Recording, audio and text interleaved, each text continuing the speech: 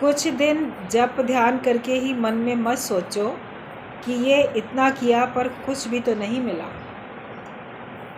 थोड़े दिन करके कभी ये नहीं सोचो कि मैंने इतना कर लिया और अभी तक मुझे कुछ अंदर से मिला नहीं। आप अंतिम श्वास तक आप अपनी ओर से प्रयास करते रहो। सारी आयु भी आपको कुछ ना हासिल हो, फिर भी लगे तो इसी राह में रहो ना।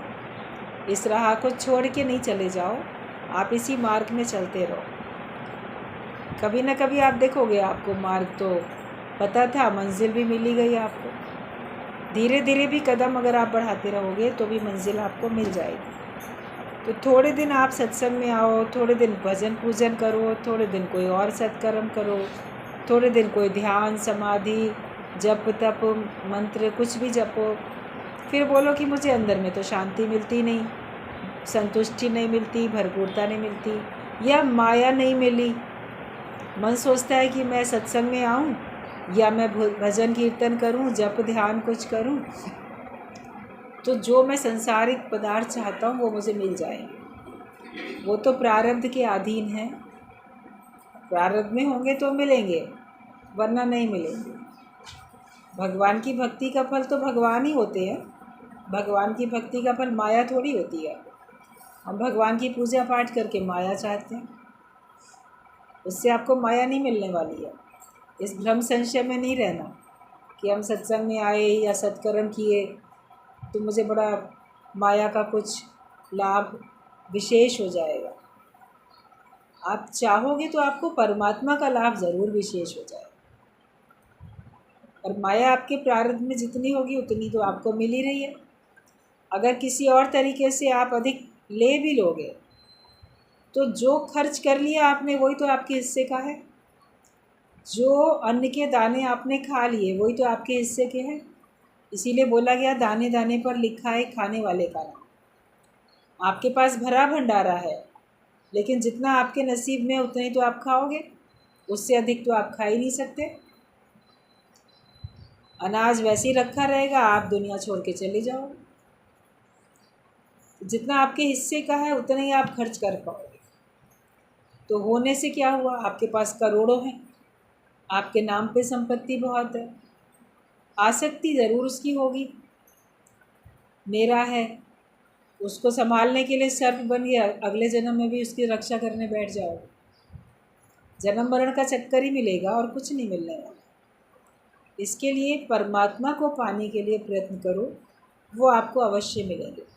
जैसे अभी गुरुजी की बात चल रही थी, लड़की के लिए शादी कराते हो, कोई लड़का पसंद करते हो, घर परिवार सब देख लेते हो, अरेंज मैरिज होती हैं, या कभी लड़कियां अपने से ही खुद ही पसंद कर लेती हैं, माँ बाप की मर्ज़ी के बिना भी शादी कर लेती हैं, या माँ बाप को बताती हैं, माता पिता उनकी मर्ज़ी जान के उसी से ही शादी करा देते हैं।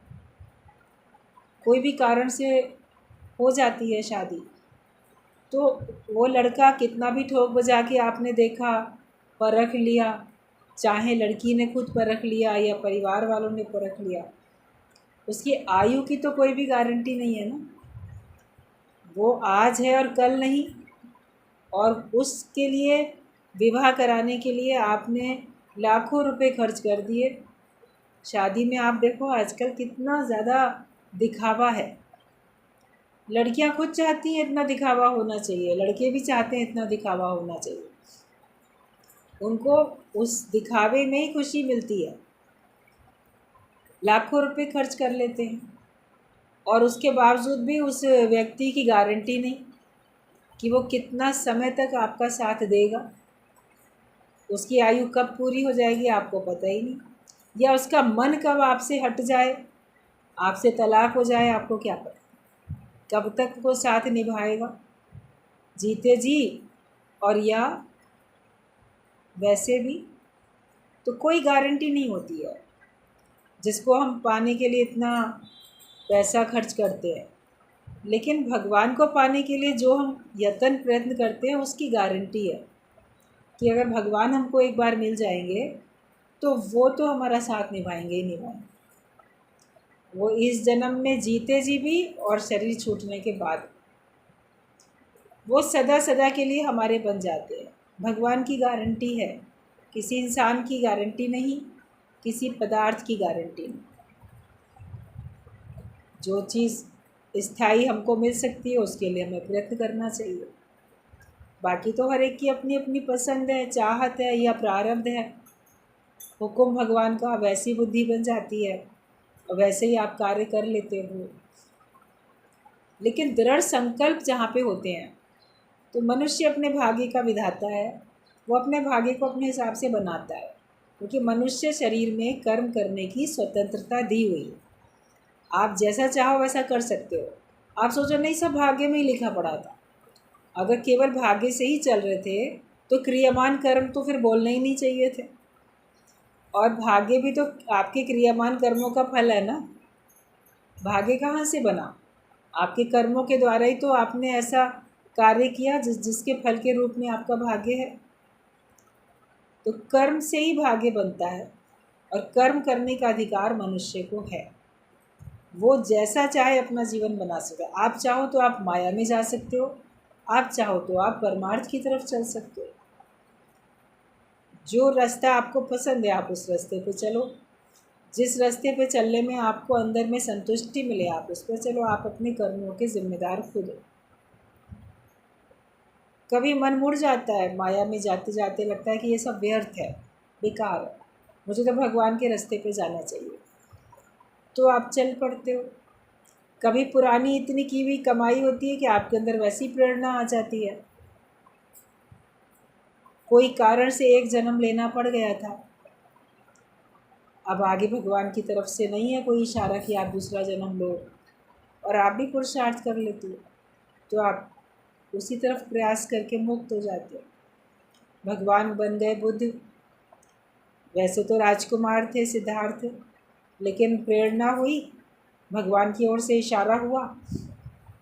उनकी भी पिछली की हुई कमाई थी, उनको भी बस धुन लग गई, तो देखो सब कुछ छोड़कर तो चले गए ना। अपना राज्य, पिता, सब परिवार, सब पत्नी पुत्र, धन दौलत, सब नाम यश, सब छोड़ के, सब खाली बिल्कुल। और उनको भगवान के नाम में ही नशा, उसी को पाने में ही एक जुनून था कि बस मुझे भगवान मिल जाए। आखिरकार प्राप्त किया, तपस्या करके प्राप्त किया। सत्संग में घर में बैठे बैठे भी भगवान तपस्या कराते हैं। आप मन को हर तरफ से हटा के जब भगवान में लगाते हो, सारे के सारे आकर्षण हैं चारों तरफ, वहाँ मेरा मन ना जाए। जो हमेशा याद रखेगा कि ये सब छूटने वाला है, तो उसमें मन अटकाएगा नहीं। सदा रहने वाला सोचोगे पदार्थों को या व्यक्तियों को, तो मन अटकेगा और उसमें आपको चिंता भय दोनों रहेंगी, दुख भी होगा। लेकिन हमें उस तरफ आस ही नहीं है, एक परमात्मा की ही आस है, तो फिर आपका मन संतुष्ट रहेगा, आप अपनी मंजिल पे एकाग्रता के साथ बढ़ सकोगे। तो थोड़े दिन जप करके अगर हम सोचते हैं, थोड़े दिन भगवान का नाम लेके हम सोचते हैं हमें कुछ मिला नहीं, इसका मतलब हम कुछ पाने के भाव से कर रहे थे। क्या नहीं मिला? पदार्थ नहीं मिले, मनपसंद परिस्थितियाँ नहीं मिली, तो आपको परेशानी है। लेकिन भगवान को पाना चाहते थे और भगवान नहीं मिले, तो भी उलझन होती है। कब आत्म साक्षात्कार होगा, कब भगवान मिलेंगे? राम तीर्थ कभी बड़े परेशान हो जाते थे, भगवान तू क्यों नहीं सामने आता, तू मुझे मिलता क्यों नहीं? क्या तू बहुत बदसूरत है जो सामने नहीं आना चाहता? कैसे कैसे भाव राम तीर्थ के मन में आते थे, और वो तमाम अपने मन के भावों को कविताओं के रूप में लिखते रहते थे। मगर लगे रहे जंगल गुफाओं में, इधर उधर दुनिया की दृष्टि में आए कि भटक रहे, मगर वो अपने को लगाए रखा उन्होंने, तो आखिरकार उन्होंने प्राप्त कर लिया, ईश्वर को अपने हृदय में ही पाया, और फिर सब में उसको महसूस किया। लगातार कोशिश में तो लगे रहे। आपको सारी ज़िंदगी डिससेटिस्फाइड होकर रहना पड़े तो भी ज्ञान के मार्ग को नहीं छोड़ो। कि ज्ञान के मार्ग को छोड़ के हम चले जाएं कि हाँ अब हम भगवान माया में हम चले जा रहे हैं, यहाँ तो हमें सुख मिलता नहीं, यहाँ तो हमको शांति मिलती नहीं, हम जो है भगवान के उस पर छोड़ के माया में चले जा रहे हैं। तो हमें परमात्मा के रास्ते पे हमको हमेशा अपने को आगे बढ़ा के चलना कि भगवान के रास्ते पे ही मैं जाऊं, और आज नहीं तो कल मुझे शांति मिलेगी यहीं से, कोई और मार्ग नहीं है, कहीं और से नहीं मिलेगी, यहीं से मिलेगी मुझको। तो थोड़े दिन काम करके, थोड़े दिन भगवान का नाम लेके नहीं सोचो कि हमें कुछ मिला नहीं। यदि बहुत दिन तक करके भी कोई फल प्राप्ति ना हो, आप बहुत दिन तक लगे हो, कई साल से आप लगे पड़े हो, तो भी आप सोचो कि मुझे कोई फल नहीं मिल रहा है, तो समझना कहीं ना कहीं दरार या छिद्र है। आपने पानी भरने के लिए अपने घड़े को नल के नीचे रख दिया और उसको आपने पानी भरने के लिए खोल दिया, उसका टैप, पानी आ रहा है। आप बोलो बहुत देर हो गई अभी तक भरा ही नहीं, या तो पानी की स्पीड स्लो है तो बोलोगे चलो कोई बात नहीं भर जाएगा, आखिरकार भर जाएगा, लेकिन तो भी आप देखते हो ये भर ही नहीं रहा है। तब क्या चेक करते हो कि घड़े में कहीं छेद तो नहीं है, वरना तो भर जाना चाहिए था इतनी देर में ये पानी इसके अंदर। तो हमारे अंदर कोई इच्छाओं का छेद तो नहीं है जो हमको ये आनंद और शांति, भरपूरता, तृप्ति, संतुष्टि मिल ही नहीं रही है। खालीपन का अनुभव होता है, दिल खाली खाली रहता है, मेरे पास कुछ है ही नहीं। तो हम जब अपने अंदर के इच्छाओं के छेद को देखेंगे तो उसको फिर हम दूर करेंगे। इच्छा रहित जिस दिन आप हुए उस दिन आपको भरपूरता आ जाए। जगत की सारी इच्छाएं मिटा दो, मैं सुखी हो के रहूं, मेरा नाम हो, मेरा यश हो, मेरी कीर्ति हो, मेरे पास सारे साधन हो, लोग मुझे अच्छा समझें, किसी प्रकार की भी इच्छा नहीं होनी चाहिए। मैं स्वस्थ रहूं, मैं ऐसे वैसे रहूं। ज्ञानी वास्तव में कोई इच्छा नहीं करता, इसीलिए उसको भरपूरता का आनंद आ जाता है। वो हर परिस्थिति में अपने को बहुत संतुष्ट महसूस करता है, क्योंकि उसके अंदर कोई इच्छा ही नहीं। इच्छाएं ही तुम्हारे अंदर खलबली मचाती हैं, इच्छाएं तुमको गली गली भटकाती हैं, इच्छाएं ही तुमको भरपूरता में रहने नहीं देती। इसलिए इच्छा रहित हो जाओ। इच्छाएं ही हैं वो छेद जिसमें से तुम्हारा ज्ञान सब निकल जाता है। अपना आत्मनिरीक्षण करके उन छिद्रों को ढूंढ निकालो, कौन सी इच्छाएं हैं तुम्हारे अंदर। अपनी अंदर की चेकिंग खुद करो। आप बोलोगे ऐसे तो मेरे अंदर कोई इच्छा नहीं, मगर कहीं ना कहीं कोई तो होगी जो तुमको तृप्ति नहीं आती, उसको आप ढूंढो और उसको फिर दूर कर दो। तो अपना आत्म निरीक्षण करके उन छिद्रों को ढूंढ निकालो और बंद कर दो। तब तो कलसी धीरे धीरे भरेगी, अंतर शक्ति और आनंद से मन भर जाएगा। मैं इतना करता हूँ, इतना करता हूँ, ऐसा सोचना ही महामूढ़ता है। जगत में भी करते चले आए, हमने घर वालों के लिए इतना किया, हमने फलाने के लिए इतना किया, मैं इतना करता हूँ, मैं सबके लिए इतना करता हूँ, मेरे लिए कभी किसी ने कुछ नहीं किया।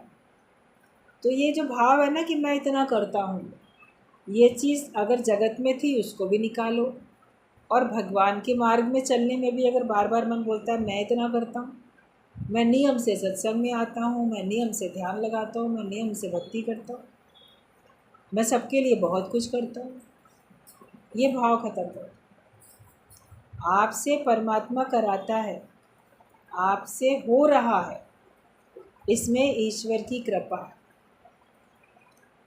भगवान की कृपा ना हो तो आप कुछ नहीं कर सकते, चाह के भी नहीं कर सकते। लेकिन चाह भी है और कर भी पा रहे हो तो परमात्मा की कृपा है। और अगर सोचते हो मैं इतना करता हूँ, ऐसा सोचना महामूढ़ता है, अहंकार का चिन्ह है। इसके बदले में सदा ये सोचो मैं चाहे जितना करूं, पर तुम्हें पाने के लिए वो कितना सा है, मेरी खुद की क्या ताकत है जिसके बल पर मैं तुम्हें प्राप्त कर सकूं। कि भगवान मेरे अंदर क्या ताकत है, मैं तो कर ही नहीं सकता, आपको तो आपकी कृपा से ही प्राप्त कर सकता हूँ। मेरे अंदर इतनी सामर्थ्य कहाँ जो मैं भगवान को खोज लूँ और भगवान को प्राप्त कर लूँ। ये सब भगवान तुम्हारी मदद के बिना हो नहीं सकता। तो अगर अहंकार आए कि मैं इतना करता हूँ, तो उसके बदले में सोचो कि मैं चाहे जितना करूँ, लेकिन तुम्हारे पाने के लिए मेरा प्रयास तो बहुत कम है। हम एक कदम आगे बढ़ते हैं तो भगवान 100 कदम हमारे नज़दीक आने के लिए आगे बढ़ता है, तब काम बन पाता है। केवल हमारे कदम बढ़ाने से नहीं परमात्मा मिल जाता, लेकिन हम बढ़ते हैं तो भगवान हमसे 100 गुना ज़्यादा हमारी तरफ आता है। तो तुम यदि निज गुण वश ही मुझ पर कृपा करो भगवान, तभी होगा। मेरे लिए और कोई उपाय ही नहीं है। मैं तुम्हारा एकांत शरणागत। स्वगुण से मुझ पर दया करो, मेरी रक्षा करो, मुझे भव बंधन से मुक्त करो। एक प्रार्थना अंदर में ये चलती रहे, भगवान मुझे इस संसार से ना आवागमन के चक्कर से मुक्त करो। है तो ये बंधन का कारण, अभी भी बंधे हुए हो और बाद में भी जन्म मरण का चक्कर देह से बंधे रहोगे। तो परमात्मा से ये प्रार्थना हो कि परमात्मा तुम मेरे पर कृपा करो और मेरी रक्षा करो, इन सारे माया से, विकारों से, विषयों से, विकारों से, माया से, सबसे भगवान मेरी रक्षा करो, मुझे बचा लो। और परमात्मा बस तुम मुझे अपनी शरण में लो, मैं तुम्हारे शरण में हूँ और तुम केवल मेरे हो जाओ, मैं केवल तुम्हारा हो जाऊँ, मैं तुम्हारे अतिरिक्त कुछ ना चाहूँ। ये करो भगवान से प्रार्थना। और जब तुम कृपा करोगे तभी होगा, मेरे लिए कोई और उपाय है नहीं। और मुझे भव बंधन से मुक्त करो। ये प्रार्थना दिल दिल में हमेशा आपके चलती रहनी चाहिए। और कुछ पाने की प्रार्थना नहीं, लेकिन भगवान को पाने की प्रार्थना आप करनी शुरू कर दो, तो आप देखोगे उसका रिज़ल्ट कितना बढ़िया आपके जीवन में आता है। ध्यान जप का अभ्यास सब समय, सभी जगह और सब अवस्थाओं में किया जा सकता है। ध्यान सिद्ध मनुष्य अपने मन को अंतः प्रदेश में खींच लाकर लोगों के हल्ले गुल्ले में भी ऐसी निर्जनता का अनुभव करते हैं कि उनकी एकाग्रता में किसी से भी व्याघात नहीं हो सकता। वे सुख दुख में, संपत्ति विपत्ति में, निंदा स्तुति में समभाव से अवस्थित रहते हैं। उन्हें ही गीता में स्थित प्रज्ञ ब्रह्मज्ञ पुरुष कहा गया, जो द्वंद्वी जोड़े में समान रहता है। सुख मिले, दुख मिले, लाभ मिले, हानि मिले, मान मिले, अपमान मिले, जो भी द्वंद्वी जोड़े होते हैं ना, दो दो बातें हैं, एक कोई चीज़ है तो उसका विलोम भी है, तो जो उसमें सम रहता है, निंदा स्तुति जो भी उसको मिलती है उसमें सम रहता है, लाभ हानि में सब में सम रहता है, वही अपने आप को ब्रह्म ज्ञानी बना सकता है।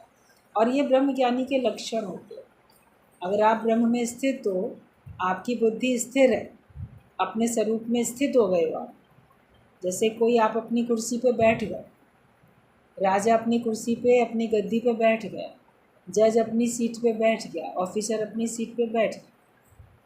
जब वो अपने जो उसका स्थान है वहाँ बैठा, तो उस कुर्सी की पूरी पावर है ना, गद्दी की पूरी पावर है उसके पास।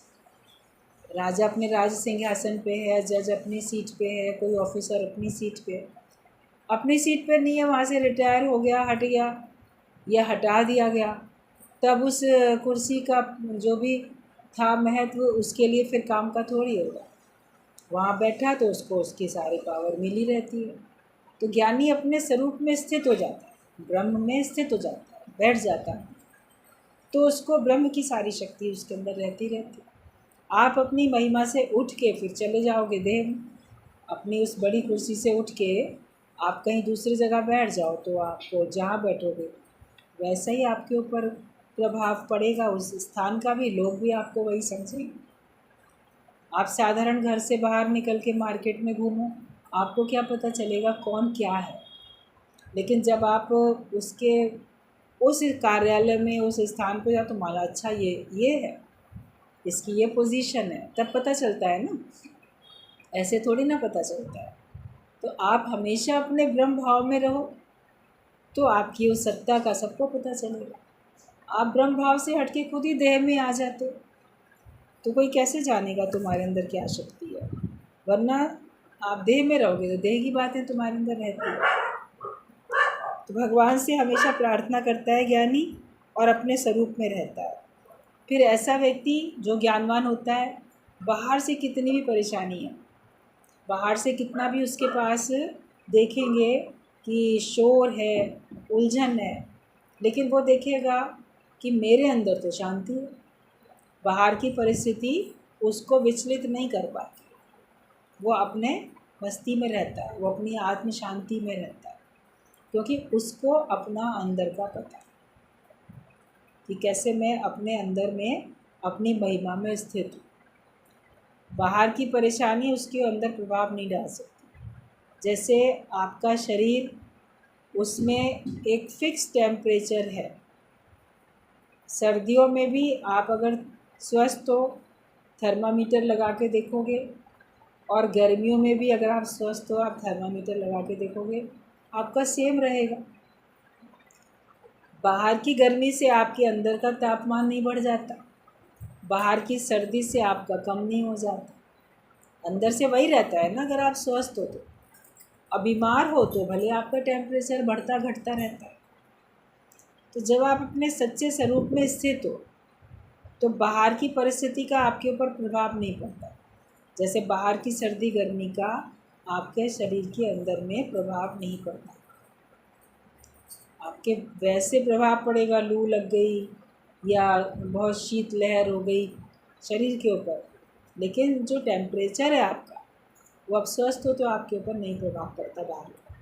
तो ज्ञानी अपने स्वरूप में स्थित रहता है, इसलिए बाहर का उसके ऊपर कोई प्रभाव पड़ता नहीं। दुख का, सुख का, मान अपमान, किसी का प्रभाव नहीं पड़ता। अपने को इतना मजबूत बनाओ कि मैं हर हाल में अपने को स्थिर रख सकूँ और किसी भी परिस्थिति में मेरा मन भगवान से विमुख न हो, उसके अतिरिक्त मैं कुछ ना चाहूँ किसी भी परिस्थिति में, तभी हम ब्रह्मज्ञानी होंगे। उसी तरह जप में जो सिद्ध है, उसके प्रति श्वास प्रश्वास के साथ जप आप रूपी होता रहता है। जब आप अभ्यास कर लेते हो तो श्वास श्वास सिमरो गोविंद अपने आप चलता रहता है। आप जानबूझ के नहीं कुछ याद करोगे, लेकिन आप देखोगे आपके अंदर भगवान का नाम तो चल ही रहा है, भगवान का ध्यान तो आपके अंदर चल ही रहा है। तो कोई प्रयत्न करके नहीं करना पड़ता है, अपने आप ही आपका भगवान का ध्यान चलता है। इसी को अजपा जप कहते हैं कि हमको जपना नहीं पड़ता, लेकिन आपके अंदर में भगवान का ध्यान रहता है। अभ्यासवश जप में मन दृढ़ हो जाने के परिणाम स्वरूप उनकी ऐसी अवस्था हो जाती है कि वे बाहर बातचीत या कामकाज में लगे हों तो भी उनके अंतर में इष्ट मंत्र अनवरत ध्वनित होता है। आप बाहर का काम भी करते रहो और आपके अंदर जो आपका इष्ट मंत्र है, मतलब भगवान का नाम है, भगवान का ध्यान, वो आपके अंदर में चलता है। इतना अभ्यास हो जाना चाहिए। कभी खाली बैठे हो, अपने विचार देखो, मेरे विचार कहाँ जा रहे हैं, आपको पता चलेगा आपने कितना अभ्यास अभी किया है, कितना आप धार्मिक बने, कितना आप भक्ति में रहे, कितना आप ज्ञानवान बने। उसी तरह के विचार आपके अंदर चलेंगे। और आप खाली बैठे, आपको दुनिया के ख्याल चलते हैं, मैं मेरे के ख्याल चलते हैं, माया के विचार चलते हैं, सुख दुख के विचार चलते हैं, तो इसका मतलब अभी आप भगवान के बने ही नहीं। अभी आपने भगवान को अपने अंदर में बसाना चाहा ही नहीं। जो अंदर बसा हुआ है जगत, उसको हटाना चाहा ही नहीं, इसीलिए उसके ख्याल चलते। जब आप चाह लोगे कि हाँ मैं जगत से उपराम हो जाऊँ, तो अगर जगत के ख्याल आएंगे भी, आप उनको धकेल के ज़बरदस्ती भी भगवान का ध्यान करो। फिर अभ्यास से ऐसा होगा कि आपके अंदर संसार का ख्याल आएगा। गोपियाँ थी, भगवान के ध्यान में ही रहती थी, भगवान के ध्यान से हटती नहीं थी बिल्कुल। भगवान के ख्यालों में बैठ के एक गोपी घर में खाना बना रही थी, तो तवे के ऊपर रोटी बेल के डाली, भगवान के ख्यालों में मस्त है, दूसरी रोटी बेली, फिर उसी रोटी के ऊपर डाल दी, तीसरी भी डाल दी। अब उसको पलट नहीं रही है, उसको सेक नहीं रही है, एक के ऊपर एक रोटी बेल बेल के भगवान के ख्याल में डालती चली जा रही है। आखिरकार क्या होगा? जो सबसे नीचे रोटी पड़ी है तो जलने लगेगी ना। जलने की स्मेल आने लगी तो सास उसकी आई, अरे ये क्या पगली हो गई है क्या, ये क्या कर रही है? चल डांटा उसको, निकलो रसोई से बाहर। तो घर के बाहर खड़ी होकर रो रही थी, सास ने डांटा। नारद वहाँ से गुजरे, कहते क्या बात है, तुम क्यों रो रही हो? कहती भगवान से प्रार्थना कर रही हूँ, थोड़ी देर के लिए मेरे ध्यान से हट जाओ, जिससे मैं खाना तो बना सकूँ। भगवान के ध्यान में ऐसी खोई थी कि ध्यान ही नहीं रहा, सब रोटी जलती चली गई। सास ने तो बहुत डांटा। तो नारद जी तो उसकी शक्ल ही देखते रह गए, इतने खुश हो गए। कहते धन्य हो तुम, जो तुम ये कह रही हो कि भगवान थोड़ी देर के लिए ध्यान से हट जाओ। ऋषि मुनि तो तपस्याएं करके कहते हैं भगवान थोड़ी देर के लिए ध्यान में आ जाओ, और तुम कह रही हो थोड़ी देर के लिए ध्यान से हट जाओ। कितनी उच्च कोटि की तुम्हारी स्थिति है। तो जो भगवान के ध्यान में रहता है वो कभी इतना भी ध्यान में आ जाता है कि वो माया के काम भी ठीक से नहीं कर पाता। वरना आप देखोगे आप माया के कार्य भी आपसे हो रहे हैं। हाथ रखो काम में, दिल रखो राम में, तो देर नहीं है दीदार, भगवान के दर्शन में फिर कोई देर नहीं है। आपके सामने जो नित्य नैमित्तिक जो भी आपके कर्तव्य कर्म है, आप उनको करते हुए अंदर में भगवान के ध्यान में, अंदर में उसके चिंतन में नहीं रहना चाहिए। क्या होगा, कैसे होगा, कब मिलेगा, कितना मिलेगा, माया का ही सब हिसाब किताब नहीं रखो, भगवान के ध्यान में हमेशा रहो। तो जो ऐसे रहता है तो उसकी अवस्था ऐसी हो जाती है कि वो बाहर से बातचीत करता हो या काम काज में लगा हो तो भी उसके अंतर में उसका जो इष्ट मंत्र है वो लगातार चलता ही रहता। मंत्र लेके माला फेर के जपने की आवश्यकता फिर नहीं पड़ती है, उसको तो आप रट लेते हो, मन दसों दिशाओं में घूम रहा है, तो वो तो आपका सच्चा जपना नहीं हुआ। जब हमारा मन स्थिर हो जाए, और वो स्थिर तब होगा जब उसको जगत की इच्छाएं नहीं होंगी। जगत की इच्छाएं होती हैं तभी तो मन जगत में भागता है। और जगत के पदार्थ मिल भी जाएंगे तो क्या होगा, ये दुनिया अगर मिल भी जाए तो क्या है। जब तक वैराग्य वृत्ति नहीं आएगी आपकी पक्की, तब तक आपका मन एकाग्र नहीं होने वाला है, और तब तक फिर परमात्मा की प्राप्ति भी नहीं होगी। वैराग्य नींव है जिसके ऊपर ज्ञान की बिल्डिंग टिकती है। अगर आपकी नींव ही नहीं है तो ज्ञान कैसे टिकेगा? जगत के सारे सुख अंदर से चाहते हो, वैराग्य रखते ही नहीं, वैराग्य भावना में रहते ही नहीं, तो फिर आपको भगवान भी मिलने वाले नहीं हैं। तो वे लोग शिक्षा के निमित्त मन हुआ तो उस समय माला भी फिराते जाते हैं, पर वैष्णव बाबाजियों के समान भाजी तरकारी का भाव ताव करते हुए, साथ ही माला के गुट्टियों से खटाखट आवाज़ करते हुए लोक दिखाऊ माला फेरना ये नहीं है। कई लोग तो बाहर से माला फेरते दिखते हैं। कई ऐसी महिलाएं या पुरुष आपने देखे होंगे, उनके हाथ में माला रहती है, और माला को रखने के लिए हमने देखा है कोई ऐसा कोई कुछ कहलाता होगा, वो एक थैला वो उनके कलाई में टंगा रहता है, उसके अंदर माला पड़ी थी, वो उसको कुछ कुछ हिलाते खटखट करते रहते हैं। फिर कहीं मार्केट में काम भी किया, अच्छा माला फिर फेर ली, फिर बात की, फिर फेर ली, वो करते रहते हैं। तो दुनिया को दिखाते रहते हैं ना कि हम इतना मंत्र जपते हैं, इतनी माला फेरते हैं। गुरु जी ने बताया एक बार एक सरदार जी थे, वो दुकान में अपने बैठे होते थे, वाहिगुरु वाहिगुरु मन ही मन में बोलते रहे, उनके होठ जैसे बुदबुदाते रहते थे वाहिगुरु वाहिगुरु। फिर कोई ग्राहक आया, उससे बातचीत की, कुछ कहा, फिर वाहिगुरु वाहिगुरु वाहिगुरु। नौकर ने कुछ गलत किया, उसको डांटा, उसके बाद फिर वाहिगुरु वाहिगुरु मुझसे करना शुरू। बोले वो ऐसे ही करते रहते। कभी उनकी दुकान में गए होंगे, गुरु जी ने देखा हो, बोले आदत पड़ी हुई है ज़बान से भगवान का नाम लेने की, मगर और कामों में करते रहते हैं। कोई सोचेगा बड़ा जप रहे हैं, तो जप तो रहे हैं नाम, मगर आंखें क्या देख रही हैं चारों तरफ, ध्यान कहाँ जा रहा है चारों तरफ। तो वो जपना आपके लिए कोई दिखावे का है, सच्चा जपना थोड़ी है। सच्चे जपने में आप मान लो मुँह से नहीं भी बोल रहे हो, आप साधारण कार्य भी करते दिख रहे हो, मगर भाव भगवान का। हर बात में शिकवा शिकायत नहीं, वाह वाह हो जाए, हाय हाय ना हो जाए, तो वाहेगुरु बोलना सही है। जो हर बात में वाह वाह कर सको, हर बात में हाय हाय करते हो, फिर बोलो जी हम तो वाहेगुरु करते हैं। या कोई भी मंत्र, कोई भी भगवान का नाम आप लेते हो, जो सिख लोग होते हैं वो तो वाहेगुरु ज़्यादा बोलते हैं, और जो जिस धर्म को मानने वाला होता है वो उस प्रकार के अपने इष्ट का नाम लेता है। लेकिन दिखाने के लिए नहीं करो कि मैं दुनिया को दिखाने के लिए इतना ध्यान करता हूँ, इतनी तपस्या करता हूँ। वास्तव में उसके ध्यान में रहो तो फ़ायदा है।